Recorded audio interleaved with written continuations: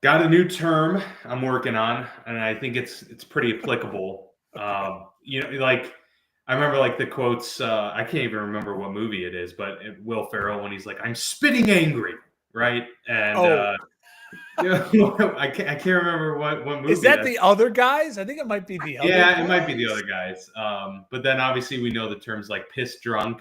I think Yeah. I'm going to go with a new one called knife drunk. And this is when you're so drunk you don't realize you've been stabbed 3 times in the stomach and you go walking around a hotel. We might call it Sanchez drunk down the line, but this Mark Sanchez story is insane. Apparently, for those living under a rock, former NFL quarterback, most known for the butt fumble, Mark Sanchez.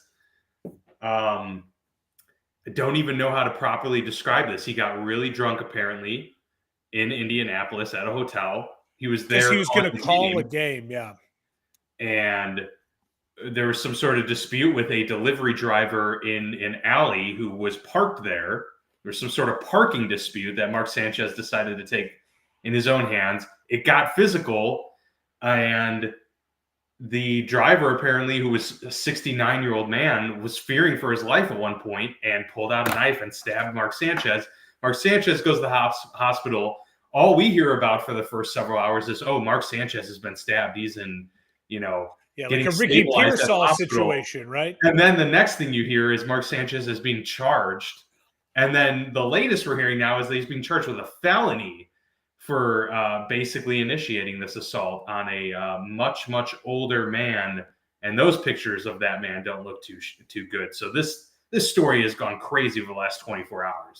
There is so much to unpack. I will say credit to whoever tweeted it out. Butt fumble is a bad name to have in prison. And so I saw that one. Listen, And just like, can you imagine being known for the butt fumble and then years later wanting desperately to go back to that time when you were known for the butt fumble? But it's crazy. He was like, the TMZ got footage of him walking around. I saw it like stabbing, on the street. like He was so stabbed. drunk. Like it's Yeah. like It's like he didn't even like realize or know that he had been stabbed. From what I read from the team's other reports, it was like he was like doing wind sprints. Like he was drunkenly like doing afterwards. No, he was drunkenly doing sprints in the alley. Like that's why he got mad at the delivery driver. Like you can't park there. I'm working out. That's crazy. That from that. Oh, it's again. That's all alleged. I just read that in one of the reports. All of it will come out. Whether he remembers it or not, probably not. But I'm sure the delivery driver does, because I'm sure they tested him and he probably had no alcohol in his system or no drugs because he was working. Let me just say, thank God that delivery driver is alive, because he got messed up. Giant gash on his face. Apparently, Sanchez had taken the knife from him or something. The delivery driver like shoved him into a dumpster. I think he got cut on the dumpster. Well, and the delivery driver reportedly maced him first, but that like didn't stop him. It's like, well, and Mark Sanchez, to most people is a fit, big, strong, guy. And I'll just say, like, this just is wild, though. It's like it was out of nowhere. It's not like Grace was mentioning this. It's not like Aaron Hernandez, because we're listening to like a documentary series.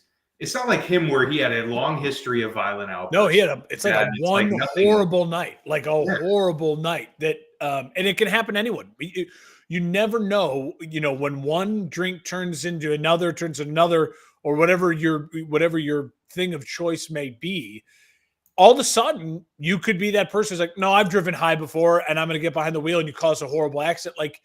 Like this is Mark Sanchez's now, like, this is the pivotal moment in his life. You know what I mean? Like, can you hope he's not going to announce games anymore? No, I mean, he's probably going to have to serve jail time unless his attorneys can meet with the defendant's attorneys and some sort of ginormous payday for that person. Well, and the guy is suing Fox. He alleges he has, his attorneys and whatever, they have evidence of Fox knowing that this was a problem. Oh, that Sanchez, like, that he had an alcohol problem or something like that, and they're like, he's suing them for like negligent hiring, but also negligent. I forget what the legal term is, but retaining him and basically letting him continue to do the job. Like he's a menace. He's out there as like a yeah. menace. So if they have proof of that, then that's a whole other Wow. deal. But I mean, it's a wild story. We'll have to keep track of it and see what comes of it. Thank God they're both alive, and seriously.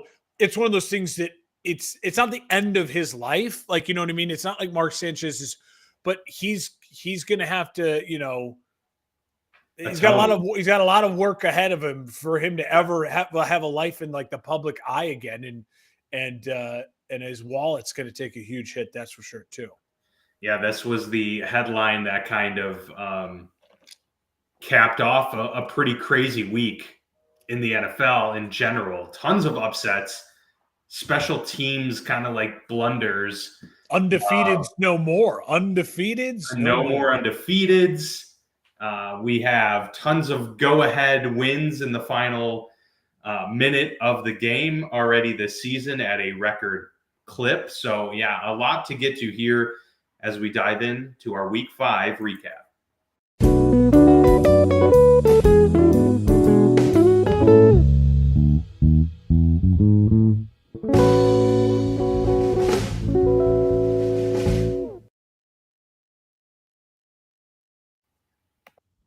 All right, and we are back here on the Football Lounge with Mark and Dan, part of the For Frequency Sake podcast network. You can go to forfantasysakeqc.com to check out all the shows there. We'll start, as we always do, with Thursday Night Football here as we recap Week 5. And Mark, we were treated to an interesting game to kind of kick things off for Week 5 in the NFL season. But before we get into TNF, I did want to bring up that stat because it is pretty fascinating. Adam Schefter tweeting out that after Monday Night Football, 17 games this season have had a go-ahead score in the final minute of regulation. That's the most through 5 weeks since the 1970 merger. And it really does kind of feel like this season has gotten off to a little bit of an anomalous start, doesn't it?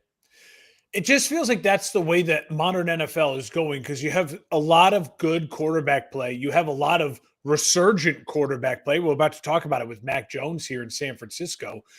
And defenses are struggling. I mean, the modern NFL is an offensive league, but point to me like a defense right now that you feel confident in is like a really fantastic unit, a unit that's carrying their team.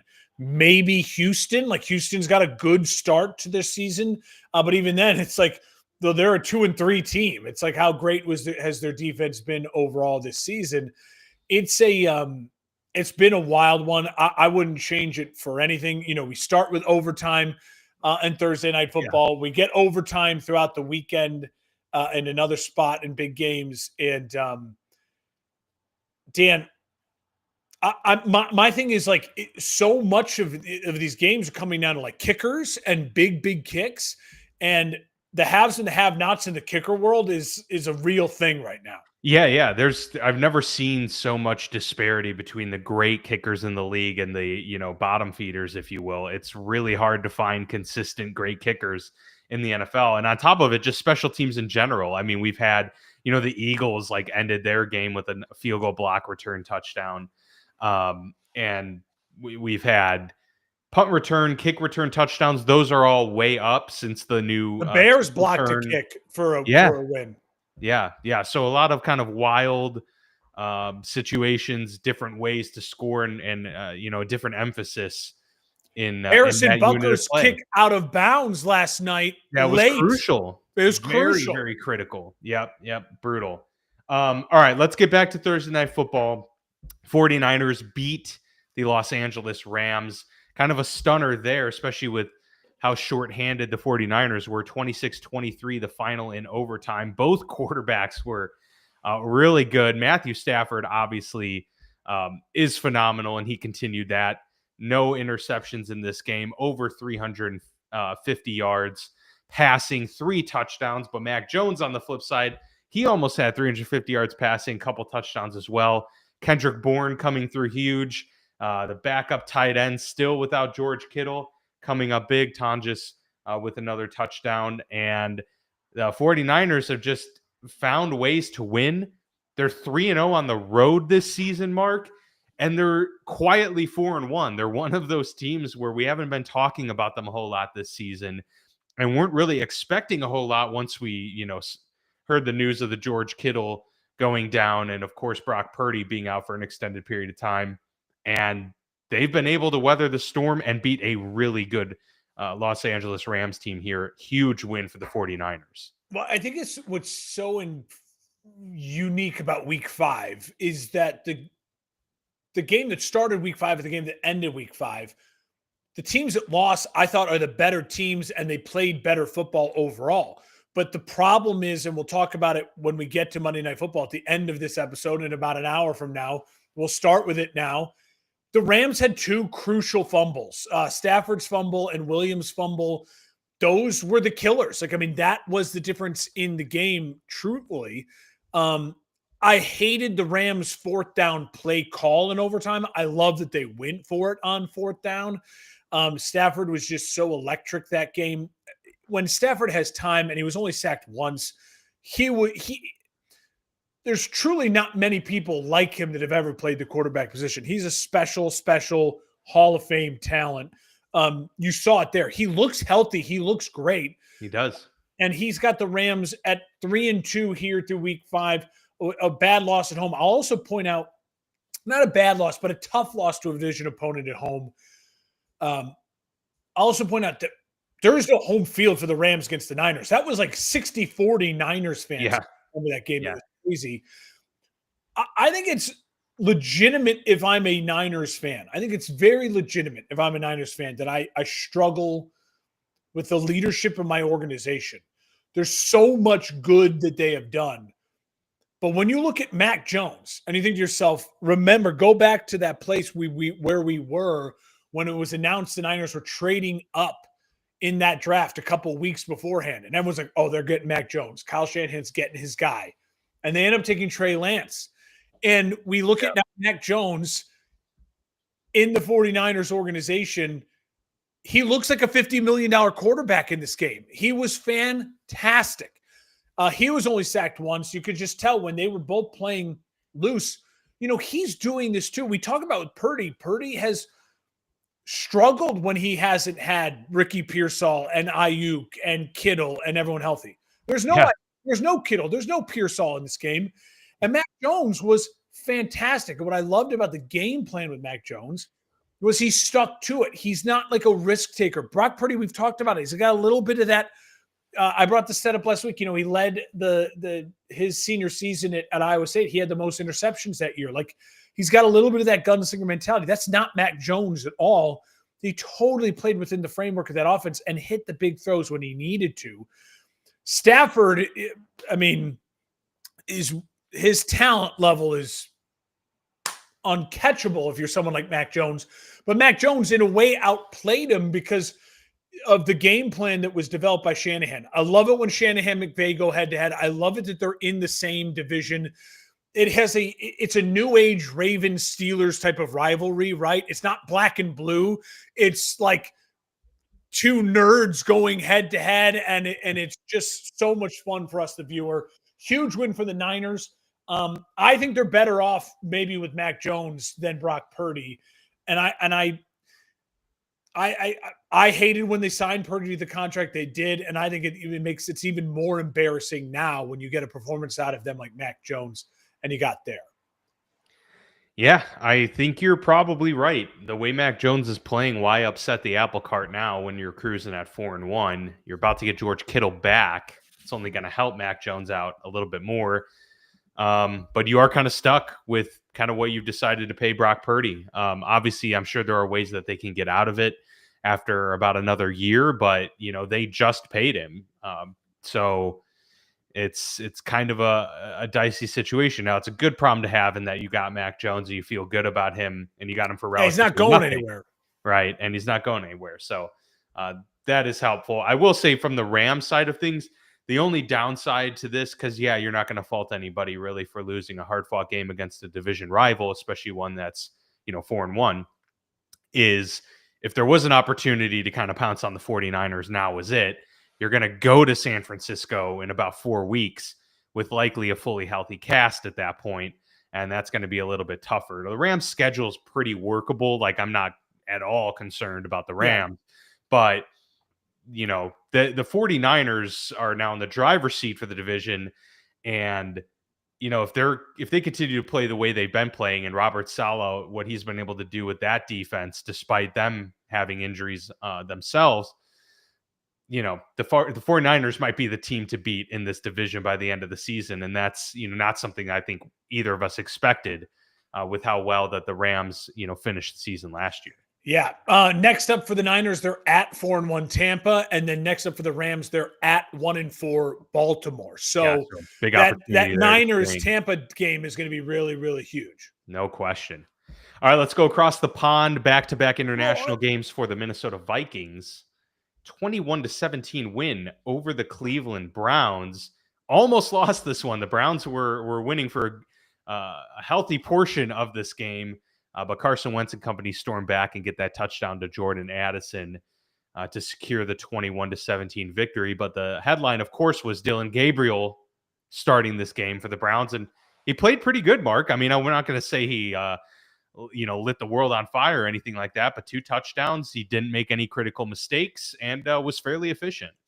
Yeah. I mean, my early impression with Dylan Gabriel is it looked a little bit like Tua. I mean, it's that he's in that world, right? Where you're like, okay, he can be a professional quarterback, undersized, lefty, but accurate, moved well. But he's not going to burn you like a Lamar Jackson or a Jaden Daniels. He seems like a guy like in the right system with the right support, like we just talked about with the Mac Jones, or we'll talk about with a lot of these guys, that I could see them being a really quality quarterback in the NFL. I will say what I thought was a crucial part of this game, the Vikings opened up the third with an 8-play, 71-yard touchdown drive to go up 14-10, right? Okay, yeah. So they're down at half. They're a little bit like, what's going on here? Gabriel's playing well. Judkins is carrying the ball and running it really, really well. And Njoku's having himself a nice day.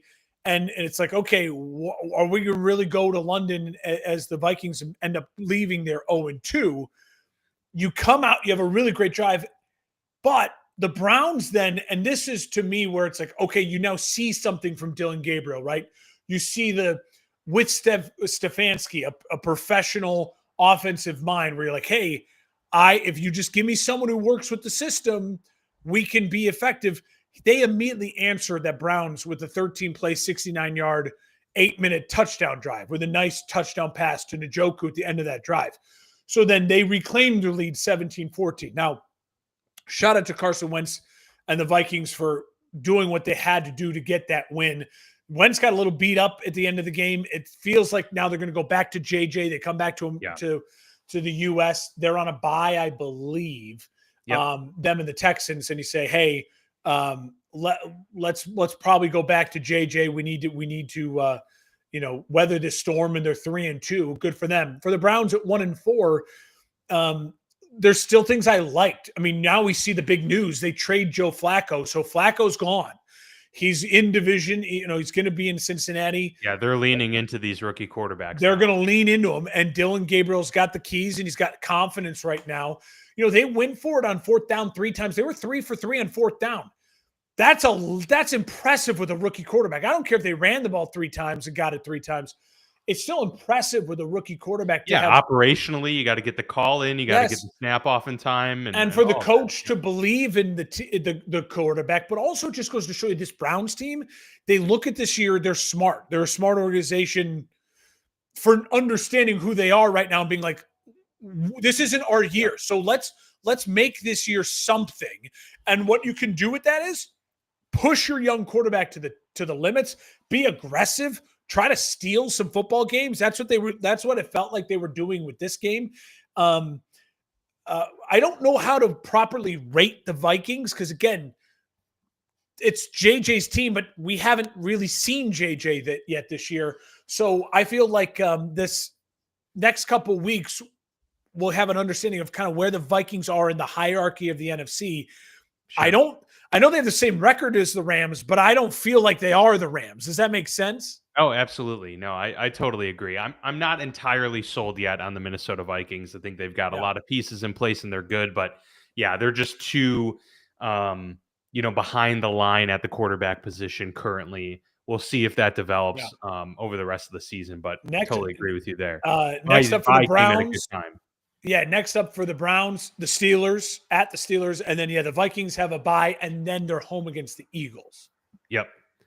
Would have been brutal to end the international trip 0-2. So that was a good win for Yeah. the Minnesota Vikings to salvage that going into their bye week. The Indianapolis Colts absolutely rout the Vegas Raiders. The Raiders are the worst team in the NFL. I honestly kind of like feel like that right now. Okay. Next to the Tennessee Titans. Okay, yeah, I take that back. The The Titans are the worst Jets. team.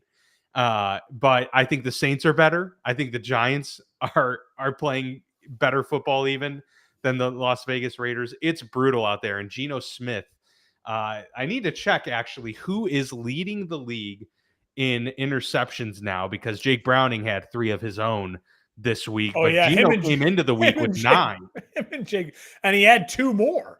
Yeah, so Geno Smith was absolutely brutal. The Raiders entirely just absent in this game, and the Colts continue to roll. Daniel Jones was operating on a different level once again, and of course, Jonathan Taylor doing what he Oh, does he's best. So such a the stud. Colts are real, man. They're real. Jonathan Taylor to me is legitimately in the MVP discussion. I have another like 2 people I want to mention for the MVP discussion later on in this show, but he had 3 touchdowns in this game and was really, really a tone setter. They didn't need them much. Like they got short fields because of a lot of turnovers. No Brock Bowers for the Raiders. The Raiders were actually up 3-0 at the end of the first. And then the Colts in the second quarter, touchdown, touchdown, touchdown for the next 3 drives. Vegas, their next drives, block punt, interception, missed field goal, and all of a sudden it was 20-3 at the half. Yeah. So that missed field goal was really bad too, and by a usually reliable kicker. So yeah. Remember how, I don't know if you do remember this, I went on a rant at the end of last year about Laitu, the second round defensive end out of Utah, I believe, the first round pick from the Colts. And I did it mainly because everyone's like, well, the Bears need to draft him. Like, you got to get someone who can rush the passer. And he had a kind of a rough rookie campaign as far as rushing the passer. He had a giant game. He had a giant game-changing interception. The Colts were up 14-3. The Raiders were driving inside the red zone. This is that second drive of the second quarter for the Raiders. He tipped it. He intercepted it. And really, it was over from there. Daniel Jones, great throw to Pittman on the touchdown drive. Moving right, throws back to his left. Really, really nice. I'll just say this. Really good. I'll just say this about the Raiders. We talked a lot about this offseason about how, listen, Tom Brady is now at the helm and the brain trust of Tom Brady. We talked a lot about they're so smart to go just get Pete Carroll and Chip Kelly and just stabilize. That's what the word, literally. Solid. They're going to be solid. They're going to be competitive. They're going to be stable. They're none of those things. No. I don't know if it's because of just Geno or what's really going on. They can't stop a nosebleed. They just seem like one of those teams that lacks a ton of talent. I don't know if they're better or worse than the Jets. I will say this, at least the Jets in garbage time put up points late. Like they put up, the Jets are the kings of garbage time right now. Geno and the Raiders can't even do that. Like they can't even put up points in garbage time. 9 interceptions does lead the NFL. Jake Browning is second with 8. And then finally, I'll just say this. In the power ranking of the restart their career guys, I have Baker 1, Darnold 2, Daniel Jones 3, and then a distant fourth, Geno. And maybe it's unfair that Geno's on a slightly different timeline because it's like he was the first one to get the restart of his career to go well when he made the Pro Bowl with the Seahawks like 3 years ago. But now he's on another team. It just feels like whatever that magic that was where he was in that Baker and Darnold class, it feels like he's fallen out of it and Daniel Jones has replaced him. Yeah. Well, and I'm glad you brought this up because this is what I was thinking in relation to these career resurgent quarterbacks, because we talked about how that's something that is unique that's happened over the last several years. It is also interesting to note, though, that post-resurgence, teams still let these guys go. The Vikings still said, nope, see ya, Darnold. We're okay with it. You had a great resurgent season. To me, that says something. It's a little telling. The Vikings make a little more sense because they had drafted J.J. McCarthy. I understand that. Geno had a resurgence with Seattle, and they said, we're happy to going to Darnold, let you the other walk, and then we'll bring guy. Darnold in. So I just want to caution, let's see what happens with Daniel Jones after this year. What the Colts do with Daniel Jones, I think, will be very, very telling. Well, Baker's the one who it's like, this is for real. They've built around him. They've said, we are planting our flag with you. None of these other guys have had that moment yet. So we'll see if Daniel Jones is the next for the team to say, you know what, we're not going to draft a first-round quarterback. You're going to be our franchise guy for the next several years. It's a great point. It's a really great point. Baker had the roughest path to get to Tampa, right? I mean, right, yeah. Cut by the Panthers. He had that weird Thursday night game, whatever, with the Rams. And then it was like the Bucs just gave him a chance and were ready to – it was all about Kyle Trask might start over him. And he just took that job and he's not let go of it yet. And they've smartly invested in him.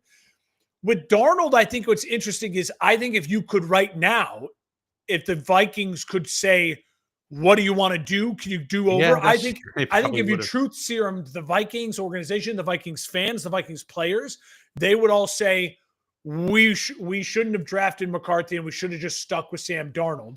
Yeah. And I think I would argue that for Daniel Jones, you're absolutely right. He's in the Baker slot, right? Because the Colts didn't just draft someone and get him. Yeah, they're not tied to anybody. They're not tied to anyone. So he's in the Baker slot, but it's still a long season and we'll see. But Daniel Jones is playing fantastic football. 20 of 29, 212 yards, 2 touchdowns. It's wild. It's been one of the top stories of the year so far. It has been. It's early, but it's been impressive. Big win for the Colts. Another big story has been. Oh, wait, really quick. Colts are hosting the Cardinals next, and then the Raiders are hosting the Titans. So we'll know the toilet bowl next week. Raiders and Titans. That's a good one. Love it. Another big story has been that the New Orleans Saints. I couldn't even believe that this stat was a thing.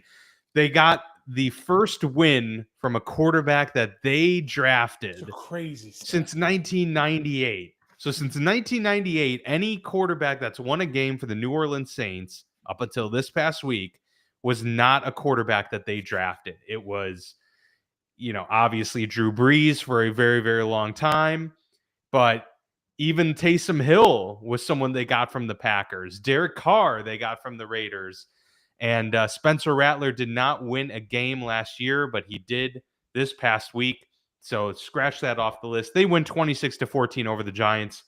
I don't really have much commentary on this battle between 1-4 teams. They're both duking it out to see who can get one of those top 2-3 picks. I will say, I'll just add this. I thought good for Rattler. I thought he played well. I really tried to think, what is Rattler like? What is his path? Like, what is his NFL career? He feels to me, he kind of does remind me of Baker a little bit. Like he's got some moxie to him. It's like a Kyler. It's like a sprinkle of Baker. To me, it's a good amount of his name. I just had his name. I can see his face. He's the backup for the Kansas City Chiefs. He was in he was with the Jaguars 2 years ago. He was with the Raiders. Gardner Minshew. Oh, Gardner. Yeah. So there's like a little bit of like, okay, the ceiling's like Kyler Murray light, kind of like a quality starter. But I mean that there's worse things to be in the NFL. Like, I mean, like if you were to tell me in like 4 years from now, Spencer Rattler is like an elite backup quarterback that like teams are, trading for having, like, it wouldn't shock me. Sure. I'll say this for the Giants, man. You're up 14-0, or 14-3 to start the second quarter, and then you end up down 16-14 at half. It really fell apart. 3 lost fumbles for the Giants. Jackson Dart, they had him throw 40 times. They kind of lost their way a little bit during this game, and it felt like things just fell apart. Obviously, there's no Malik Neighbors, so they've got to figure this new quarterback and no elite weapon. But Dart, to me, when I'm watching him, it did remind me of like Bo Nix. Remember Bo Nix early last year? Like, oh, he's more athletic than you think. And man, he's making some bad throws. Now, Nix has kind of worked his way out of it, especially the second half of last year. He's playing great football. I wonder if Dart will be able to do that as well. Like, hey, can we tone back on a little bit of the running and a little bit of the reckless throws? I mean, that horrible fumble that he had in the third quarter, Scatabo, horrible fumble in the I mean, it was just a turnover fest. It was ugly for the Giants. And for the Saints at home to get a victory, you got one, right? Like, you got one. Now, if you're a Saints fan, you're going to say like, all right, don't get too many because we're not good, right? We want to have maybe a number 1 draft pick. But I do think that the Saints are not the bottom of the bottom right now. I think they fight hard. I think they're coached unique. You know, I like what Kellen Moore's doing with the lack of talent, and they certainly deserve to win that game with the Giants. The Giants fumbled it away, intercepted away. The turnovers were just bad. Yeah, no, they were. And you got to build a team that can take advantage of those moments. And so Kellen Moore gets his first win as a head coach. Giants are home against the Eagles. I think that's Thursday night. Is that this Thursday night? And then Saints versus the Patriots. Okay. Well, both those teams will be 0-1 on the week. Let's go to the Dallas Cowboys at the New York Jets, 37-22 drubbing of the Jets. Justin Fields sacked 5 times in this game, Mark. The Cowboys ran the ball very effectively. The Jets kind of did too, but it was some of those Justin Fields scrambles and some garbage time runs in there too. But I mean, the Cowboys are 2-1, so I personally don't think that they're yet this like threat. But I got to admit they're playing better than I anticipated coming into the season, and Dak is particularly 4 more passing touchdowns for him in this game and no interceptions. Listen, he's balling out. Like he's playing the best that we've seen him in a very long time. I don't really know. I mean, it's like 2 years ago. Remember, he's got this weird like injury, then plays really well, injury, then plays really well. And he's in the plays really well part of it. I don't know. Listen, there's no CeeDee Lamb. I don't know what the ceiling is, right? Like, I don't know what the ceiling is for this Cowboys team. But it does feel like a team now that after that tie and then getting this win, you're 2-1. And it does feel like a team that I don't really want to play. Like, I don't want to end up having on a Sunday night to go to Dallas and to deal with that, because it feels like they're going to score with you. And if they can get one stop, it might just be all they need. And when CeeDee comes back, we'll see how Pickens and everyone kind of slides in. Javonte Williams has been great, and I called him the worst running back in the league in the offseason. So they've really proved me wrong. I got to give a shout out to Schottenheimer. I mean, I don't know if this is the league will kind of catch up, and then by the end of the year, he's a disaster. Or right now, they seem like a well-coached offensive football team that is lacking talent on defense, and their defensive coordinator is a kind of a schmuck. As far as the Jets go, listen, I'm the biggest Justin Fields fan. You know that. I love Justin Fields. I want to see him do well. If you just look at the box score, you think Justin Fields played well. If you watch that game, Dan, it was 30-3. with 4 minutes left in the third. It was not competitive. Oh, and yeah, not at all. One of the main reasons it wasn't competitive, Justin Fields was sacked 5 times. This is What's not the a stat too, Mark? He is over when his defense gives up 17 or more points, I think it is. I mean, that's a wild. He's played enough games for that to be a important sample size. Yeah, and I think what that tells you. So what does that tell you? I think it's 2 things. Justin has never been one to really push the ball down the field consistently. Just like we're gonna go big plays. He's a lot of take what the defense gives you and then run the ball, which is it's not bad. But the problem is when he's not historically accurate either. So when you're dinking and dunking, in order to win dinking and dunking, you got to be completing 80%, right? And it's got to be like surgical, like Tom Brady was late in his career. It drives you insane. And that's just not who he is. The crazy thing is he's got a giant arm. Like he's got the ability to throw a great deep ball.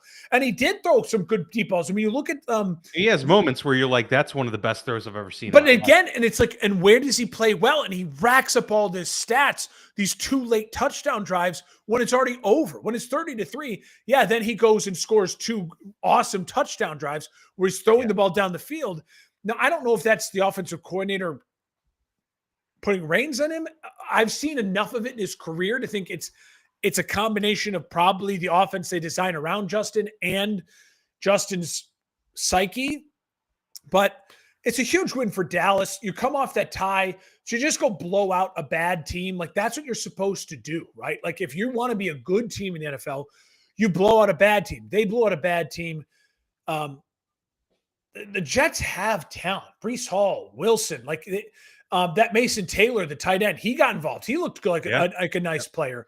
Rookie. It nothing seems to work. And I know that a lot of people are starting to really close in on what's his name, the head coach, the former defensive coordinator for the Lions, the Jets head coach.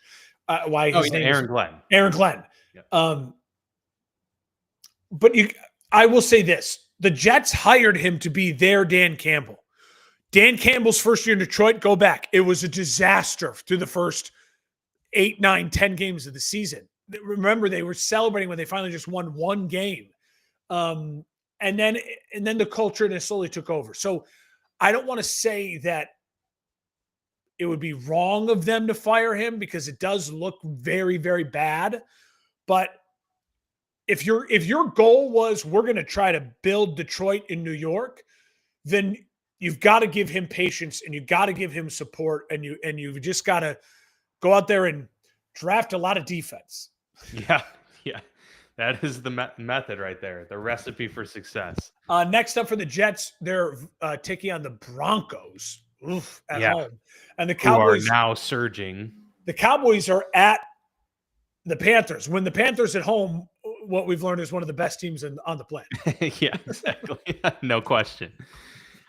Speaking of the Broncos, they beat the Philadelphia Eagles, so that's a reason that we don't have any undefeated teams left. The Eagles and Bills both losing this past week. Broncos win 21-17. They were down by 14 points in this game and kind of rallied back to win it.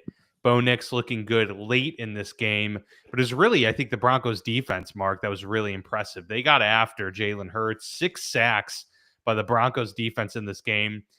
Saquon Barkley only had 6 carries. I mean, that's inexcusable. And there were some bad penalties too. I think there was that penalty on Saquon with that deep pass that would have converted to Devontae Smith, but this was a myriad of things. What's that? The unnecessary roughness hit on Bond late in the fourth. Yep. That is a really tough call. It's like that was bad. I don't know what to think totally of this game. It's another one that Philly led 17-3 after the first drive of the second quarter.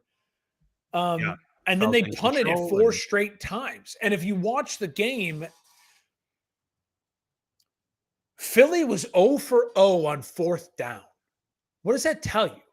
They're the tush-push team. They are if it's 4th and short, 3rd and short, there's no chance. if they're not in third and short, they're punting the ball a ton. Like this was so, and I go back to the fact that then, well, okay, why were they not in third and short and fourth and short? Saquon Barkley had 6 carries. Yeah. Also, I listen. Jalen Hurts is a very good quarterback. We've talked about it ad nauseum. We both like Jalen Hurts a lot.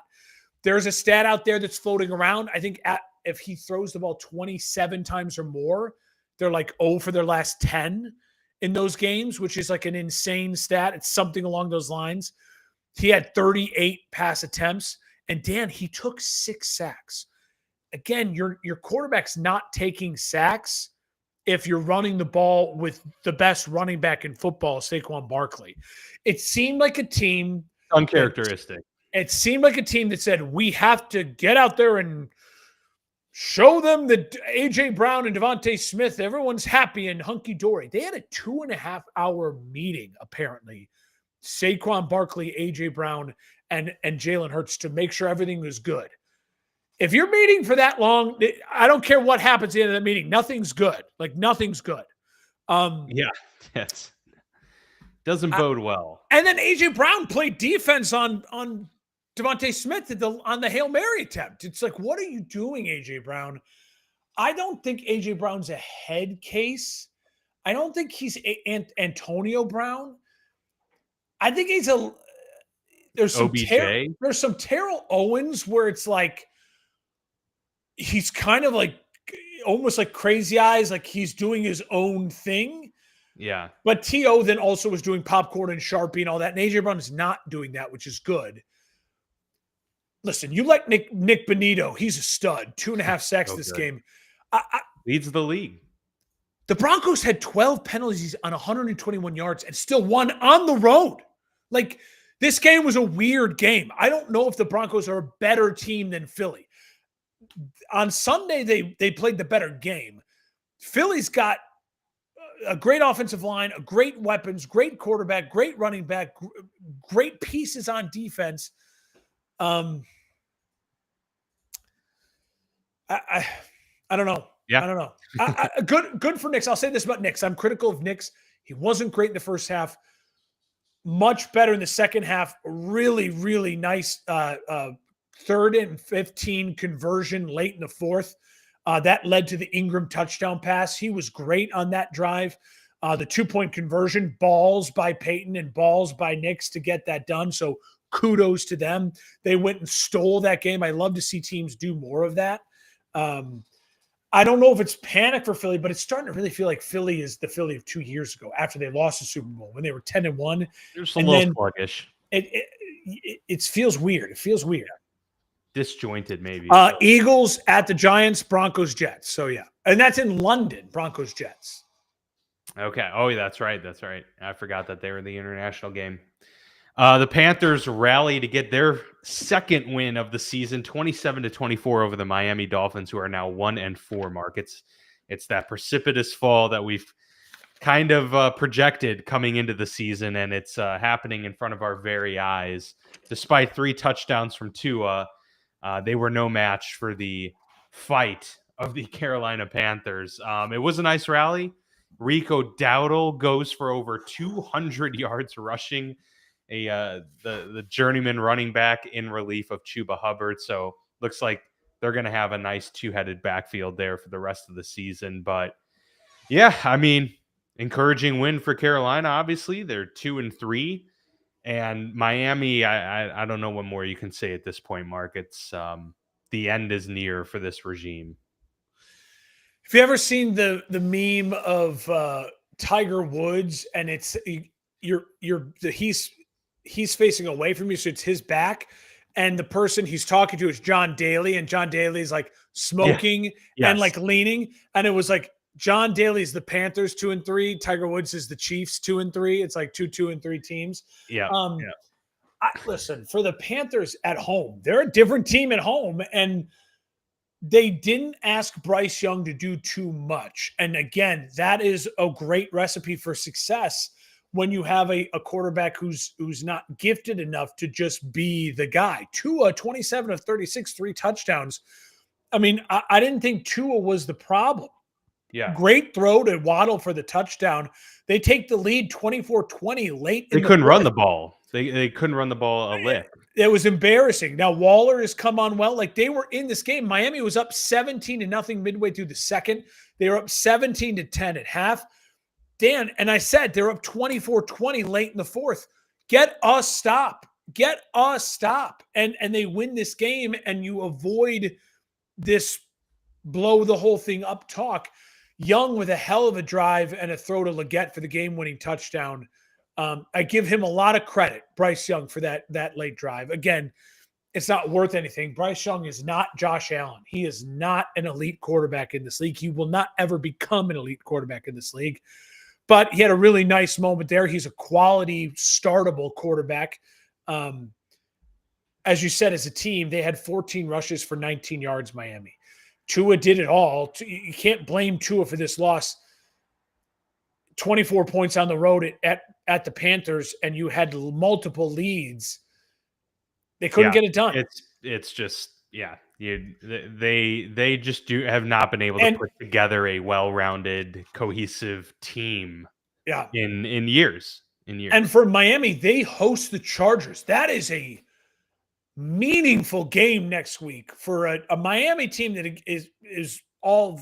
They're on life support. They're on life support. And for the Chargers, who now are literally on life support with no healthy bodies and are now lost 2 in a row. At Carolina, we talked about they're hosting the Cowboys, so they'll win 60-3 next week.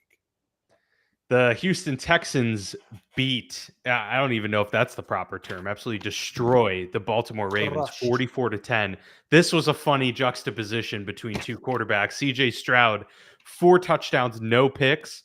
Cooper Rush, no touchdowns, 3 picks in this game. Without Lamar, are the Ravens one of the worst teams in the league? Legitimately. I honestly think they might be, because nothing's really working without Lamar back there, and that defense is pretty putrid. And now with those injuries, they're kind of like the Bengals right now. They're without Lamar and a lot of other people. I think that's a huge part of it. This feels like the season, just like Barstool Big Cat's been saying it, and I think it just makes sense. It's the season from hell for the Ravens. Like, you're going to look back at this one and just go like, hey, everything went wrong. in the middle of winning the division multiple years in a row with an MVP quarterback who wins multiple MVPs, there was that year that he got injured, the team got injured, and they were too young in spots, too old in other spots. They definitely feel like that team, right? Like Green Bay and Seattle are the 2 youngest teams in the NFL. They feel young and energetic, and they feel like they make dumb mistakes to lose in football games or tie football games. The Ravens feel like, God, they're really old at spots, and then they're really young at spots. And so it's this horrible mix. I mean, Derrick Henry, I just didn't understand not just feeding him the rock. It was 7-3 Ravens after 1, and then 2 punts, and missed field goal in the second. They give up 2 touchdowns and a field goal, and it was over 24-3 at half. And they had the pick to start the third. It's like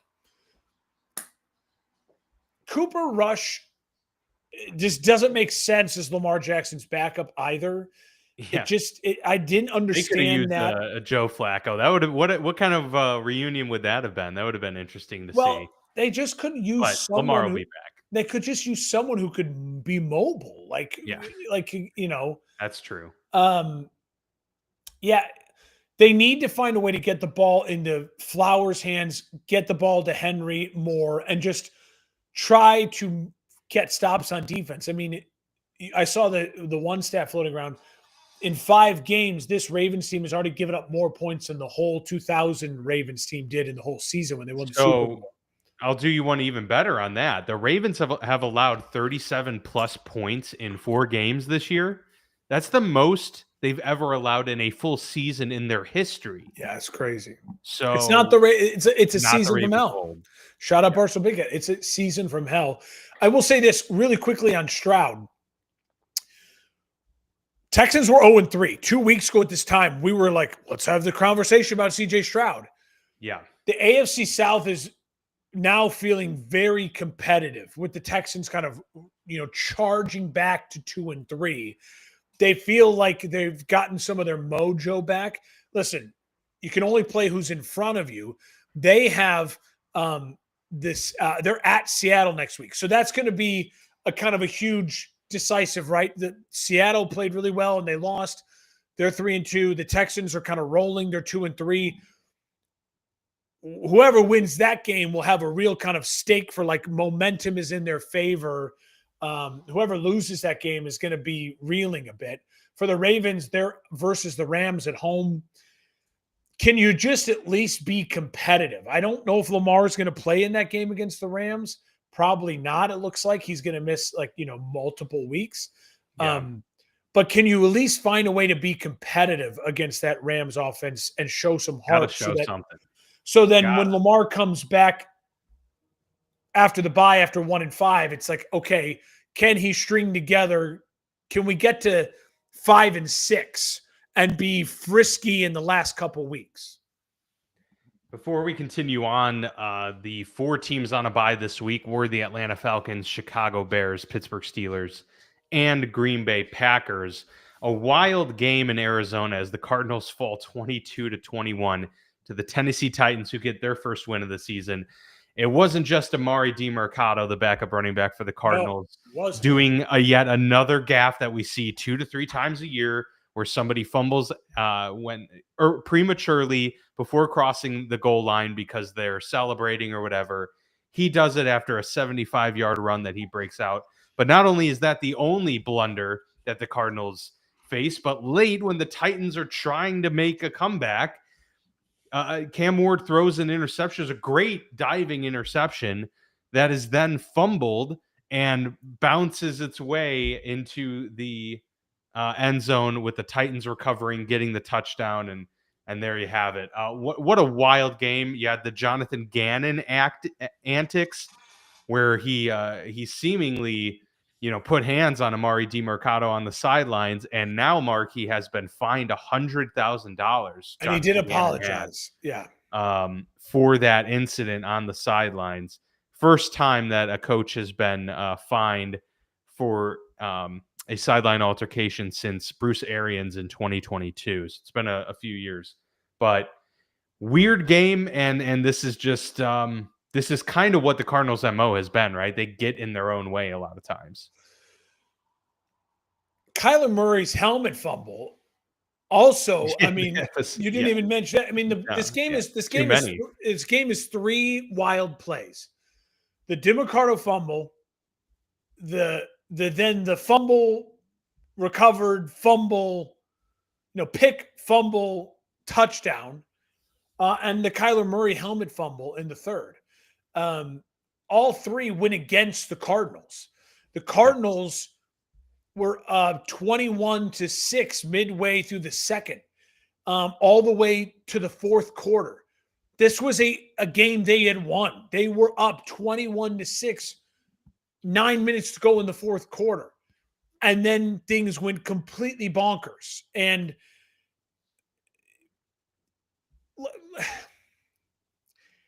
who do I put the blame on? Some of it's got to be on coaching, right? Like, did Gannon show the film of the Colts fumbling? Like does Gannon, the Kyler Murray fumble? Like, I don't know who the blame. Yeah, goes I mean, on, it's just it's players not executing, and maybe there's a discipline issue. Who knows? And what's crazy, Dan, is Arizona was, after the fumble that became the touchdown, Arizona was still up 21-19 late in the fourth. They go 6 plays, 15 yards, punt. Like, that is unacceptable at home if you're Kyler Murray. Yeah. You've got to settle everything down. Be like, okay, we just 2 insane plays. We have the lead. We're at home. Let's put a 10-minute drive together, 8-minute drive together, and win this game and just be done. They just compound the issue. But instead, Cam Ward in this game had a 6-play, 80-yard touchdown drive with an incredible deep ball to Calvin Ridley. And he had an 11-play, 71-yard drive that took 1 minute and 53 off the clock with another great deep ball to Ridley. Him and Ridley are finding their connection to set up the game-winning field goal to win 22-21.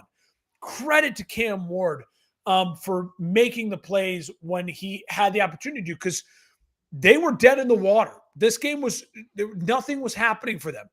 It got chaotic, and he took advantage of it, and he made the throws because he's a big physical presence with all the talent and is a confident kid that you could tell that team and those guys trust him and they rally around him. And on the other sideline, you have a small, checked out dude who has all the talent in the world, but can't make anything happen when his team needs him to. And I don't think his team believes in him very much. Arizona's at the Colts next week. That could be the death nail for the Arizona season. And the Titans are at the Raiders. We talked about two teams that both desperately kind of, want to keep the momentum going if those coaching staffs. So interesting games for both of them next week. How about an interesting game this week? The Tampa Bay Buccaneers versus the Seattle Seahawks, 38-35. Levante David coming up with the huge play of the game, an interception of Sam Darnold that leads to the eventual Bucks game winner late in this one. But what a wild game. These two quarterbacks played outstanding, but Baker made one less mistake, and Emeka Egbuka is quickly becoming a superstar. The rookie wide receiver, dominant in this game. What was the big thing that stood out for you? The Bucs and Seahawks game on Sunday was the first in NFL history where both QBs threw for 325 plus yards and completed 80% or more of their passes. Really? Wow. Dan, I'm so happy for both these guys. They're in great situations, and they both have stud number one wide receivers from Ohio State. Yeah. Smith and I know Egbuka is the story, 7 for 163 in the touchdown. Baker's deep bomb to Egbuka late in the third was utterly brilliant. It was awesome. Darnold making incredible throws to Jackson Smith and Jigba, and that really deep ball to Horton as well. Yeah, that sequence was amazing. It was like a Madden game. It reminded me of the Monday Night Football game between Goff and Mahomes years ago, where just both teams were they're just trading blows. Yeah, and Dan, the funny thing was it was 13-7 at half, and then it just exploded. And the Bucs did this on the road, as far as you can travel from Tampa to Seattle, with no Mike Evans, no Bucky Irving, and they do that offensively. Baker Mayfield is in his third year in Tampa on his third offensive coordinator, and he's doing that. I mentioned it before. Jonathan Taylor's in the MVP discussion. Baker Mayfield is absolutely, to me, at the forefront of the MVP discussion right now through 5 weeks. 10 touchdowns, 1 pick for him. He's completing, he's phenomenal. Let's see here, 65% of his passes. It's phenomenal. And what I love about Baker right now is I don't know how long Baker can sustain this and be this guy. Because I don't think his body is Drew Brees in the sense where Drew Brees was undersized and lasted for that long. Baker's too kind of feisty and furious. And Baker takes shots. And he takes shots. And so I think Baker's probably only got another 5 years in his peak, right? In this to really capitalize. But if I'm the Bucs at the end of this season, I'm signing him to a 5-year deal, trying to get him at $200 million guaranteed for just $40 million a year, and be we're just going to roll with this energy, this presence. We may not win a Super Bowl over the next 5 years because there's Josh Allen, there's Patrick Mahomes, there's the Eagles loaded roster, there's all these other things, right?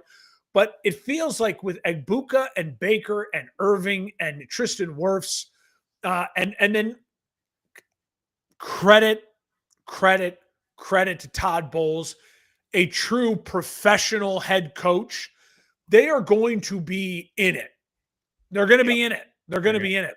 And for Seattle, I got to mention as well, it was the 2 turnovers. That they were in this game. They should have won this game. They were stride for stride. Walker the third, so good.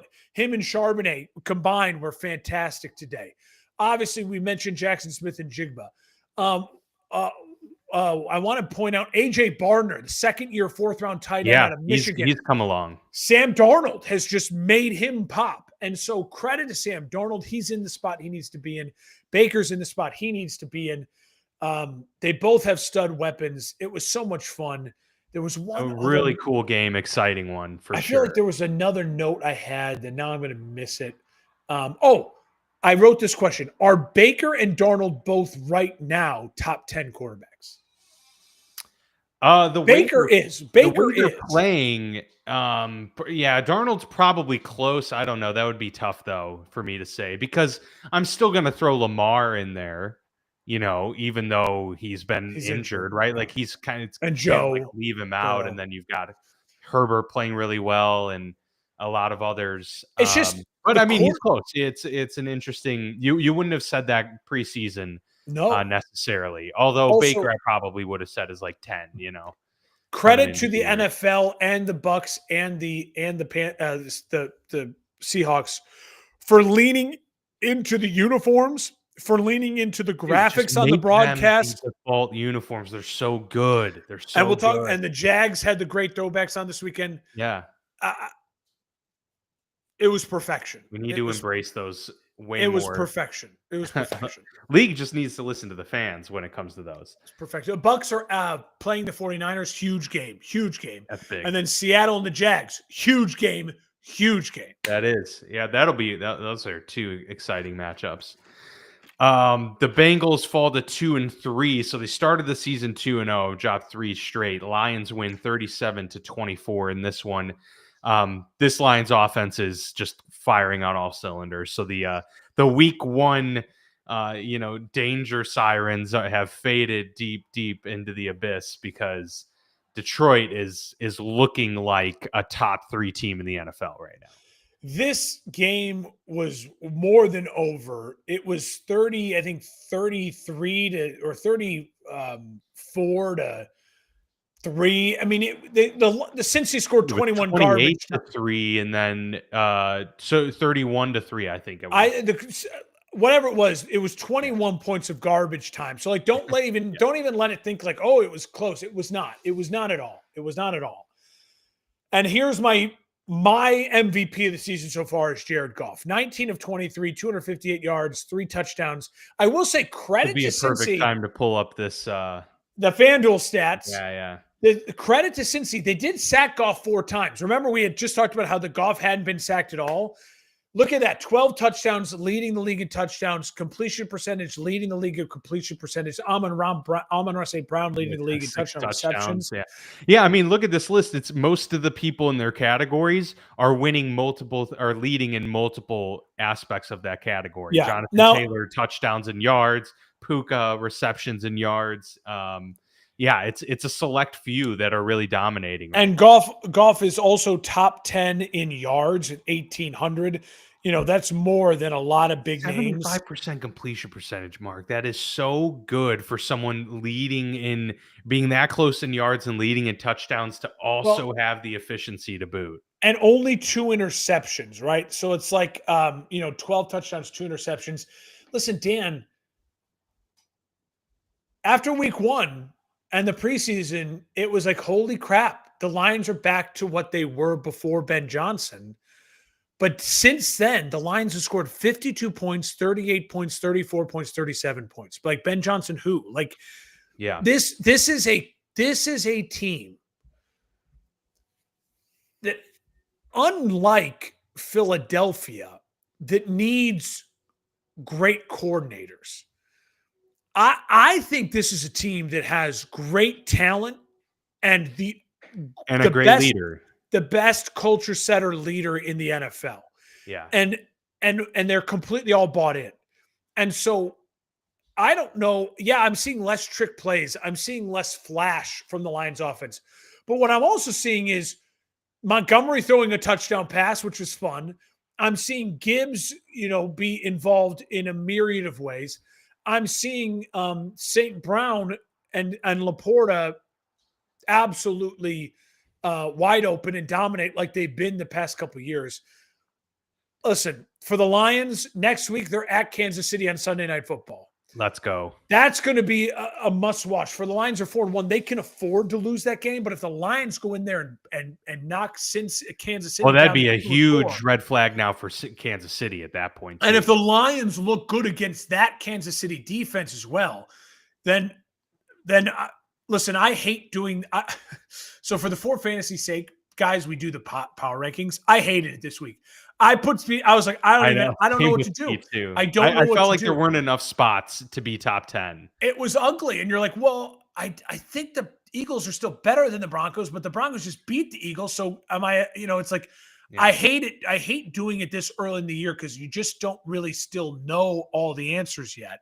But I do know that week 1 right now was an aberration for the Lions. They're now rolling full cylinders. They are a juggernaut. They are my number 1 team in the power rankings right now. They're on a 4-game win streak. They have the longest win streak in the NFL right now. And they are doing so by looking like the Lions of old, even though they lost the brain dump of their 2 coordinators. Well, they've built this team themselves. A lot of these guys are now used to playing with each other. Detroit didn't build this from making huge signings outside of their building, other than obviously Goff years ago. So that's another thing too. Like, these are all homegrown dudes, or they make complementary signings here and there, but they're not stacking in outsiders per se. Yeah. They've got that unit, and it's very insular in a good way. And Goff, I'm glad you said that, because Goff now has played more games for the Lions than the Rams. Wow. How about that? It's one more game. That was the linchpin game.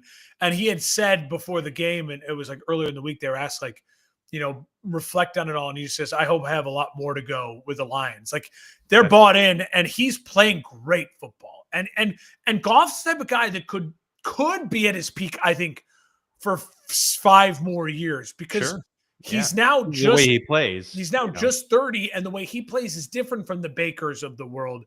Bengals or even the Russell Wilsons of the world. The Bengals are at the Panthers, and now they have Joe Flacco, Dan. And Joe Flacco beat the Packers a couple weeks ago. Yeah. Can Joe Flacco beat the Packers twice? That would be hilarious. I would love to see that. I would love to see that. And then Detroit's got that fast track to the division at that point easily as well. I'm going to have to bet the Bengals money line this weekend. The Commanders win 27-10 over the Chargers. Did this game concern you at all? Obviously, the Chargers are beat up a little bit here.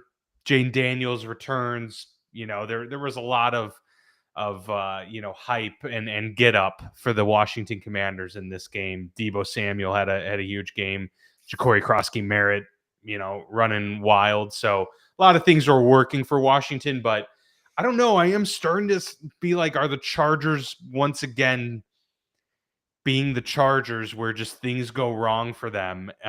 Usually happens later in the season. I hope that it hasn't happened early this year, because they already got, these key injuries that are detrimental. I mean, they're decimated. And now you're going to lose Omarion Hampton. And, I'll say this for the Chargers. What concerns me is you're up 10-0. You're driving early in the second, and then the Quentin Johnson fumble. That backbreaker. That leads to a 9-play, 74-yard touchdown drive. Now you've let them back in. It's 10-7, and you don't score again. Like, you never regained your confidence. And this is against a Commanders defense that's not fantastic. And I know you're beat up.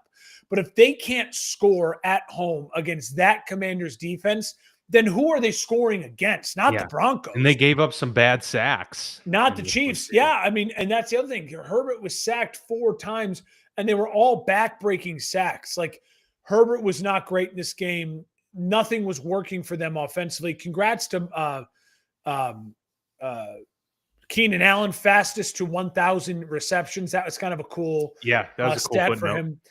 Von Miller sighting for the Commanders. He had a sack and a half. That's how bad the offensive line for the Chargers is. I will say this. Jaden looked good. It wasn't like a Jaden, like, whoa, but it's like, hey, coming back for the first time from a injury in his career he played well. He also still ran the ball. Like, he wasn't shy to run it. He took off 8 times at almost 40 yards rushing. He was only sacked once.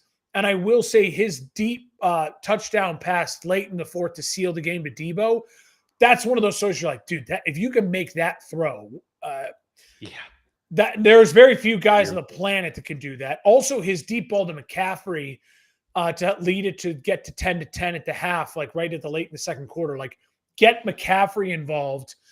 There's a lot to like. Herbert's going to have to be a hero.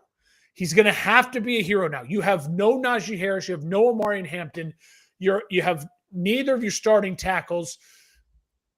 You're beat up, but you have Allen, McConkey, and Quentin Johnson. He's going to have to be a hero. And Herbert, like, he's going to have to do it. And they're going to have to outscore people because the defense is beat up as well. No Khalil Mack still. They're at the Dolphins in a must-win game to kind of stop the bleeding. And for the Commanders, Monday night, home against the Bears, the rematch. I will say this as a Bears fan, I'm very glad the Commanders won this game. Because get that out of their system. Yes, a little bit of like, we got the confidence coming back. And don't worry, I've already come up with it. If the Bears lose next Monday night, well, they had too much time off. It was the full week and a day. Like, it's just too much time off. That's true. You worry about limping in We're rusty. You can't have a bye week and an extra day on the Monday night. It's too much time off. That's too much. That's too much time to party and do all that fun stuff. The Patriots probably with the upset of the week over the Bills, and 23-20. Bills dropped to 4-1. Patriots 3-2. Drake May did not score through the air or on the ground in this game, and yet he was kind of the guy that I point to when I'm thinking about this game. Obviously, Stephon Diggs, it was kind of that return to Buffalo and wanted to make a statement, and he was great, made some phenomenal catches, but Drake May just made some of the best throws I've seen this season, all in one game, led the team down late in this one as well to get them over the hump and give them the win at 23-20, as I mentioned. So I thought this was phenomenal game by Drake May. And I also thought the Bills, they couldn't run the football. They didn't run the ball very well. Josh Allen was the leading rusher with 53 yards. And that kind of tells the story for you right there.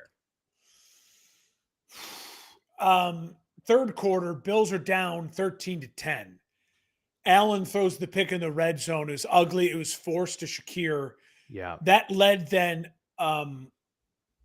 to an 11-play, 90-yard touchdown drive for Drake May and the Patriots. Now they're up 20-10. Allen responded really well. 8-play, 74-yard touchdown drive, 2017.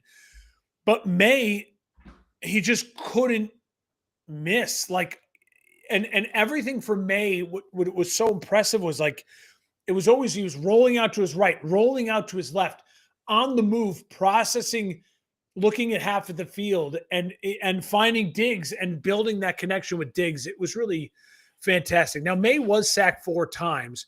The Bills were able to get after him. Yeah. Allen, obviously, as you mentioned, he can't be the leading rusher. Like, you paid Cook.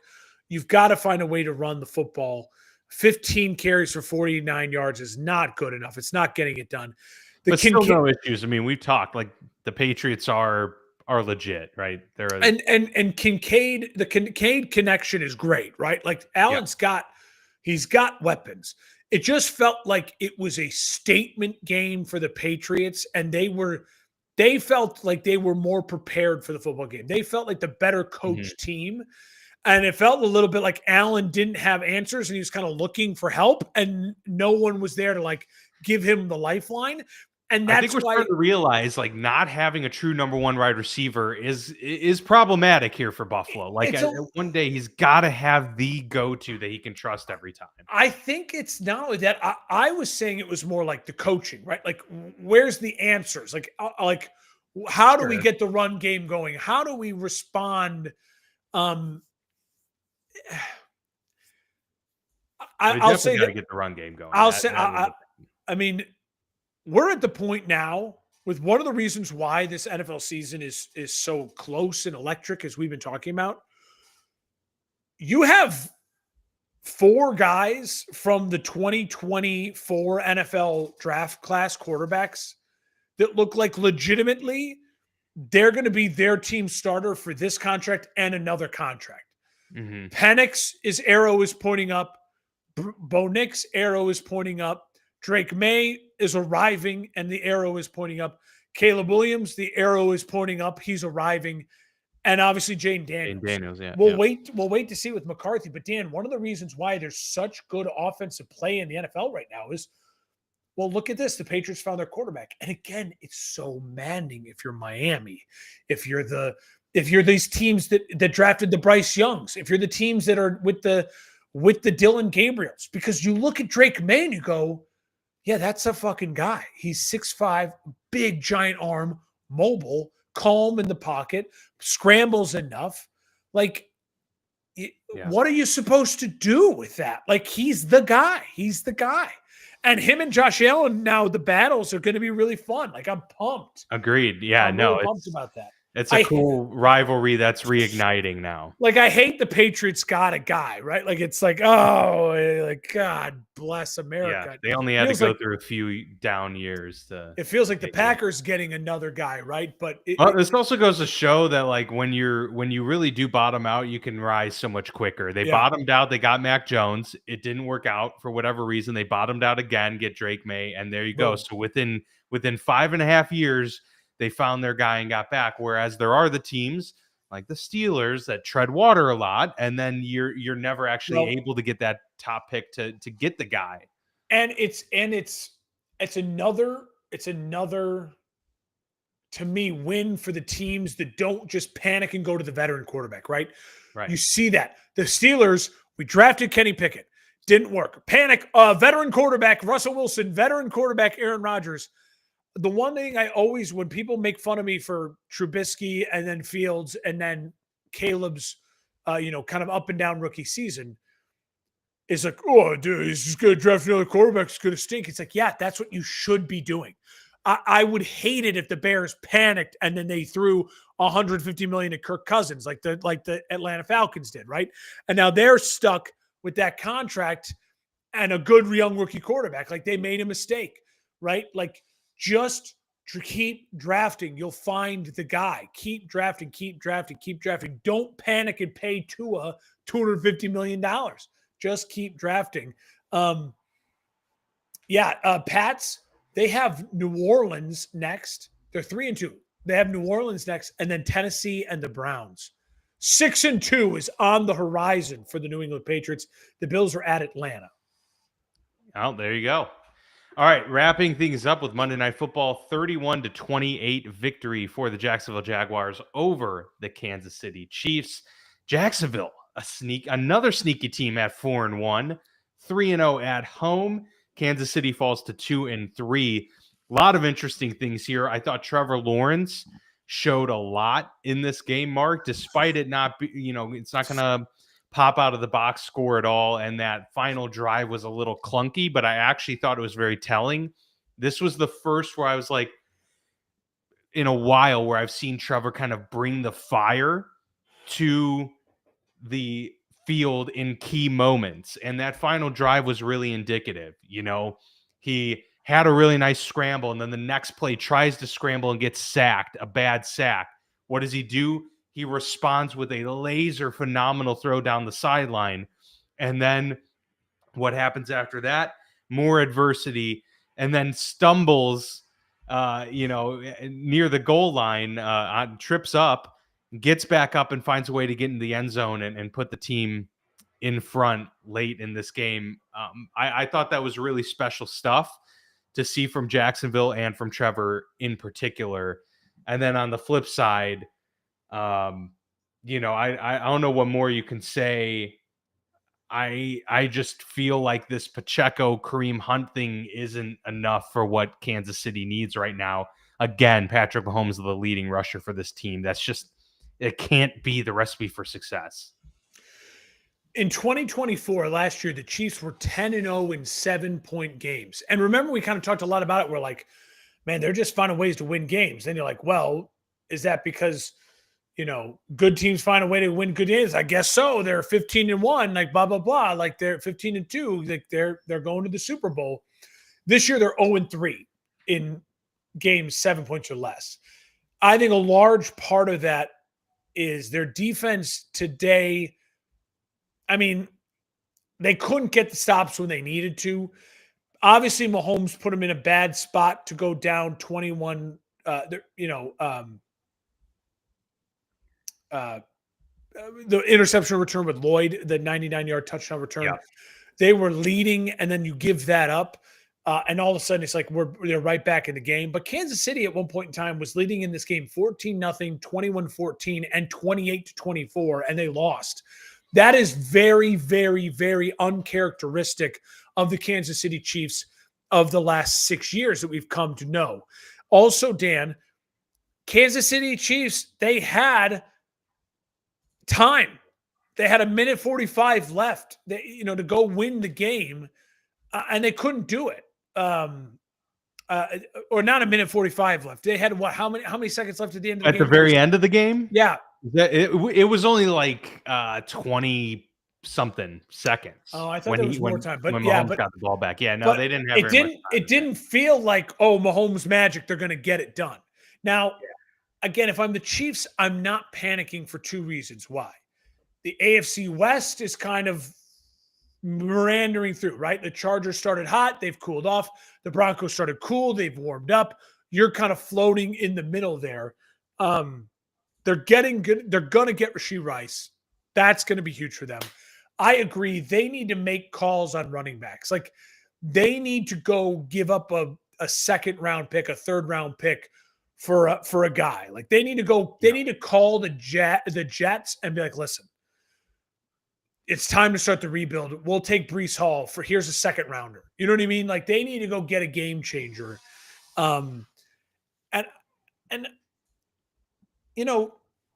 Patrick is brilliant. He's phenomenal. He's allowed to make a mistake. You're allowed to throw a bad pick.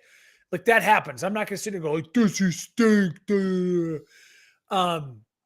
But he wasn't the Patrick they needed him to be to win this game that we've seen over the last 6 years. And like Kelsey had a good game.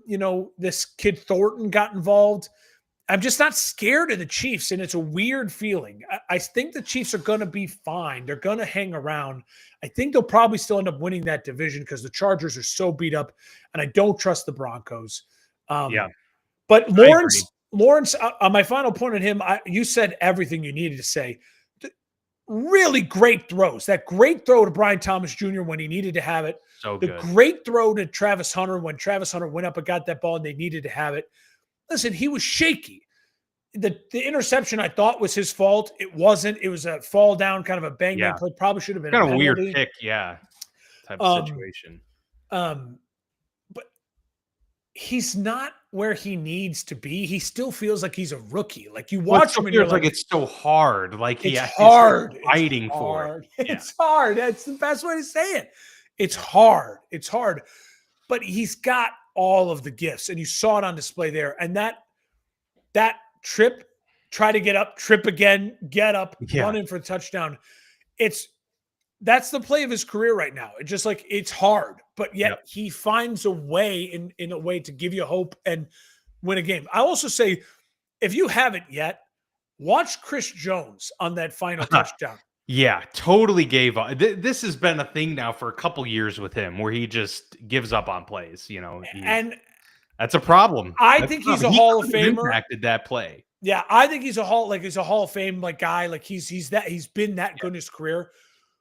I never seen Aaron Donald do that. I don't remember ever there being a viral video of watch Aaron Donald on this play, and the result is not Aaron Donald dominating someone. The result is Aaron Donald kind of going like, huh, and then just standing. As Lawrence is on the ground. It's like in his head he thought it's going to be a quick pass. I'm gonna quick and then kind of like maybe get my hands up. and then he didn't react to get back in the play at all. And No. if I'm Kansas City, if I'm Spags, if I'm Andy Reid, maybe that's what they also need. Like they need maybe tape like that to just be able to rip into their guys. And we'll see how Kansas City responds. Yeah. They said they're home against Detroit. That's going to be probably the game of the week next weekend to like the must watch. There's a lot of great games next weekend. Dan, week 5 did not disappoint. It was a great week of football. Even though there were some lopsided blowouts, there was interesting things in each one of those games. And and there were upsets, and the AFC North is shaping up very good for the Steelers right now. But that's an interesting one to keep an eye on, and we'll see what happens with the Chiefs if they can. Really quickly, we don't talk Bears and Steelers on the bye. Like how do you feel? I feel pretty good because they play Cleveland and Cincinnati now in back-to-back weeks. Like that, I think there's a little bit of pressure with that too. Like Pittsburgh really needs to win those 2 games, put themselves at 5-1. I'm more concerned about Cleveland because their defense is so good that I'm like anything can happen there. If they lose to the Bengals, that would be problematic. But we'll see. I mean, we'll see what happens with